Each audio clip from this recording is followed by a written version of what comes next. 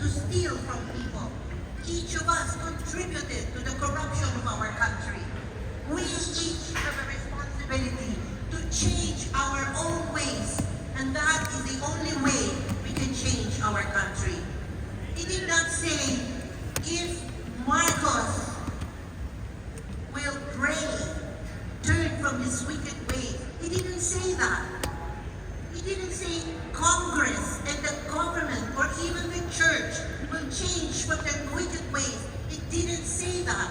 It said, if my people, you and me will turn from our wicked ways, then God will forgive us and heal our land.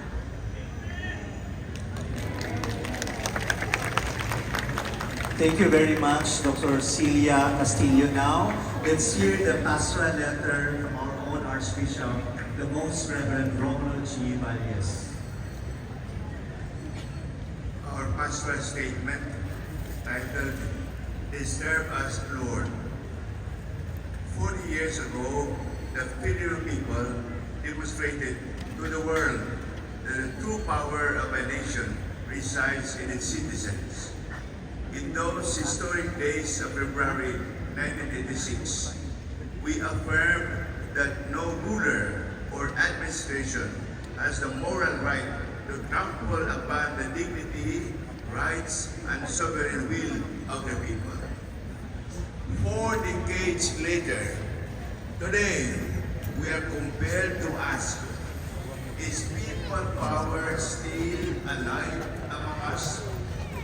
As in the years preceding the 1986 Exile Revolution, we once again witnessed Wait po muna mga kabayan ha. Sige, sige. Wait po mga kabayan. we see attempts to obscure the truth, delays in the release of vital information, Dirita, diri sa likod. Likas, dirita. Dito pa. responsibility. Yan mga kabayan no. Such realities have led many of our people to spiritual exhaustion. Some have grown weary in the face of persistent corruption. Others have begun to lose hope that meaningful reform is still possible. There is danger that resignation may replace vigilance and budget, particularly those affecting flood control projects. Where are the concrete outcomes of legislative investigations conducted by the House of Representatives and the Senate concerning alleged anomalies in infrastructure projects? Why do inquiries appear to hold only minor officials accountable when systemic wrongdoing suggests responsibility at higher levels? Why does fear or hesitation seem to prevent stronger calls for accountability amid a deeply national crisis? Beyond political and economic concerns lies a deeper and more dangerous crisis, a crisis of morality. This occurs when society gradually loses the ability to distinguish simply and clearly between good and evil. It manifests in what may be described as moral fatigue, a weariness born from repeated exposure to injustice and corruption, until the will to care, to protest, to stand for truth weakens. As we commemorate the spirit of EDSA in 1986, we pray that genuine power of the people may once again be awakened, not in anger or division, but in courage, integrity, and a renewed commitment to honest and responsible governance. In humility and hope, in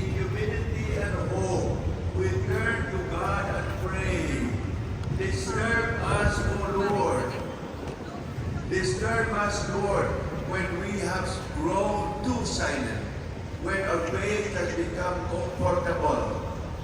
Disturb us when peace is no longer courage, but fear of taking a stand.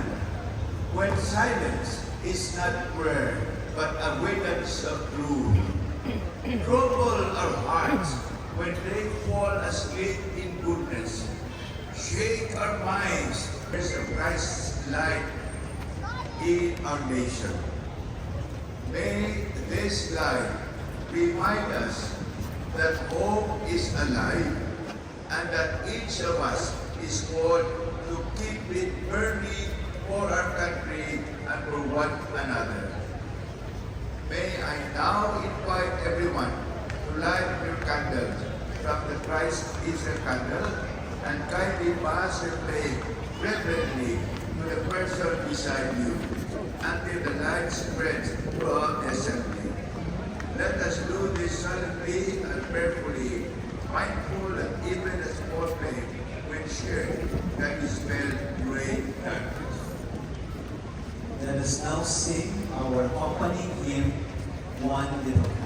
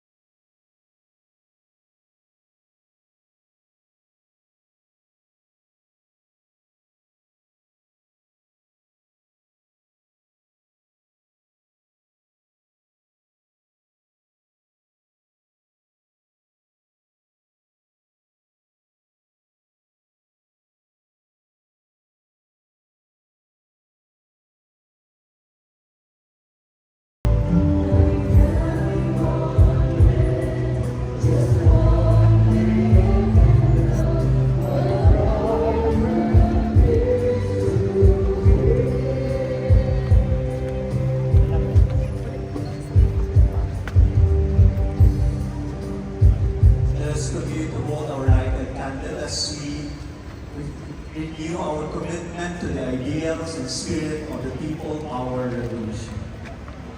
Brothers and sisters, the spirit of EDSA People Power Revolution lives on whenever people of faith and goodwill choose truth over falsehood, courage over fear, and unity over division. Today, we renew our commitment to the ideals that once moved our nation to stand together. Let each sector of our society now express its resolve to keep alive the spirit of people power in our time. To show our commitment, let us together say after each statement, with God's help, we renew our commitment. Together, With God's help, we renew our commitment. For the seminarians, religious and the clergy, that we may continue to be prophetic voices for truth, steadfast defenders of human dignity, and humble servants who guide our people in conscience and compassion. with God's help, we renew our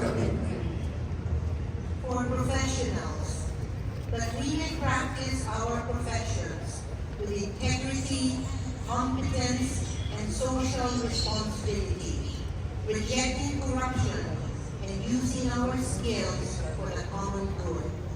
With God's help, we renew our commitment.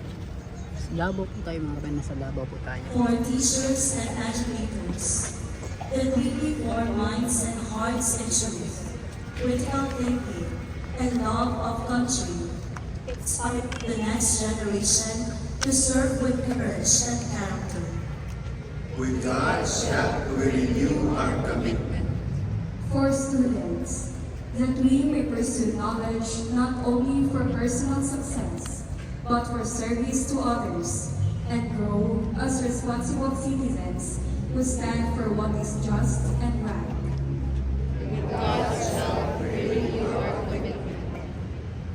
For the youth, that we may be bearers of hope, active in shaping a future marked by justice, peace, and authentic freedom, keeping alive the spirit of unity and courage. With God's help, we renew our commitment. May the spirit of EDSA People Power Revolution, a spirit of prayer, courage, solidarity, and hope remain alive in our hearts and visible in our actions. May we truly become a people who build a nation worthy of God's blessing. Let us pray. God of freedom and Lord of our nation, God bless you, the Father, and the Son, and the Holy Spirit. Go forth for beloved Philippines as empowered by God, rejoicing in the power of God's Spirit of unity, freedom, and love. Hopeful that His light shall lead us and our nation to a brighter tomorrow. Thanks be to God. Let us now sing our closing song, Lord, be Lamb.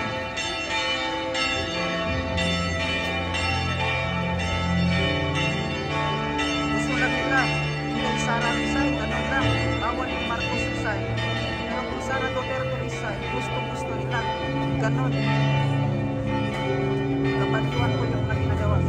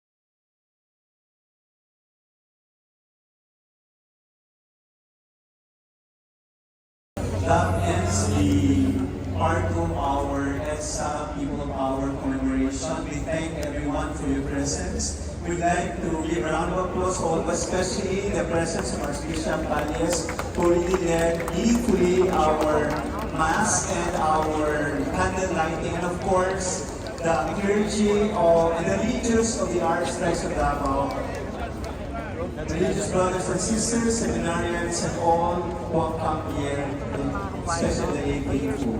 This will be followed by a motorcade. Daghang kayong salamat and may God bless us all.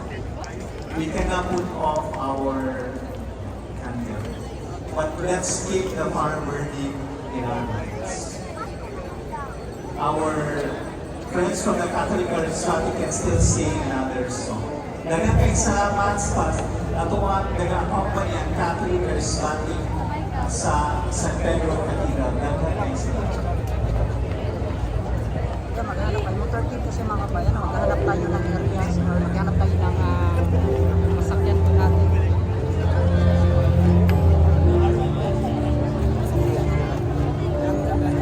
Shoutout Sir Tan. Ay. Ay, may gabi. Oh, unsa may maingon nato karon Sir Tans? Okay. Unsa may maingon nato sa karon ikaduhang Barog Laiko, no? Siya, successful ang event kay organize sa Barog Laiko. Wala pa nahuman, napay motorcade nga pagkabuhaton karon. Padayon ta sa atong pagkampo para sa kalinaw sa atong nasod. Sir, bawal ba ang panawagan nga Marcos resign? Lahi man gud ang simbahan, lahi ang hierarchy sa simbahan. Ug kining sa Barog Laiko nga puro mga laiko, walay labot ang mga pari. Kaya So clergy, laiko. So ang kining laiko, Barog Laiko, no, manawagan ta sa pagkanaog ni Bongbong Marcos. Pero kung si Arsobispo ang istorya, kay iyang gidala ang tingog sa mga kaparian. So ang pag-ampok ang ato ang padayon nga ginadusok. So ang ato ay sa murag kumbaga gusto na to po pababaon si Bongbong Marcos kay tungod sa mga neta Para sa Barog Laiko. Barog Laiko. Dili ang simbahang Katoliko. Part, member magyapon. Magyapon. Sir, daghang salamat sir. Napa may mga mahita po karon? Ay, motorcade. Motorcade. Daghang salamat sir. Sir, daghang salamat. Yan mga kabayan. Yung pagtitipon po ng mga Barog Laiko mga kabayan na Barog Laiko. At mga kabataan na nandito. Suportado po ang Barog Laiko.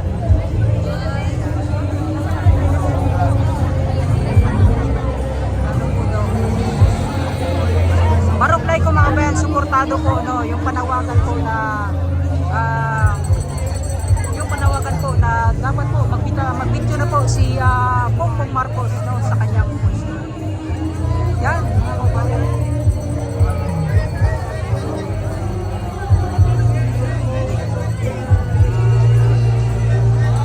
Yun, may motorcade ngayon mga kababayan, may motorcade.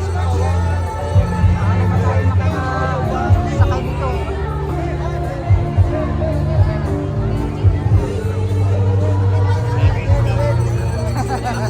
Oy, shoutout sa itong mga Shoutout din po sa page, Bitig Diklaw Vlog, namin karon rin sa San Pedro. Yeah, ano? Okay, shoutout ko rin. Pedro, ha? Tito Tans TV. Dito Town TV, shoutout din siya. Yan, maraming salamat. No? Ay, mga kabayan na. Asa mo, G? Ay, shoutout sa mga kabataan na natin yung mga kabayan. No? Mga kabataan, suportado po talaga ang Barog Laiko. Yan, no? Kung may motorcade ngayon, maghanap tayo ng pwede masakyan.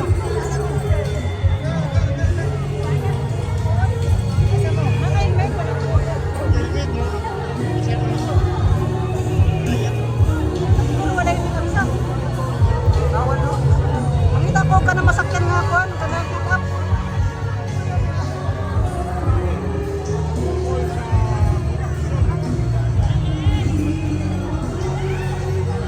Ayan mga kabayan na, motorcade, abangan po yung motorcade mga kababayan.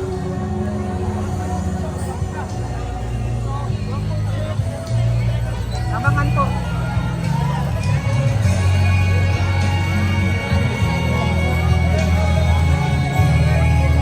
Bakit lang po mga kababayan bawal, no? Pero kapag Sara resign, no?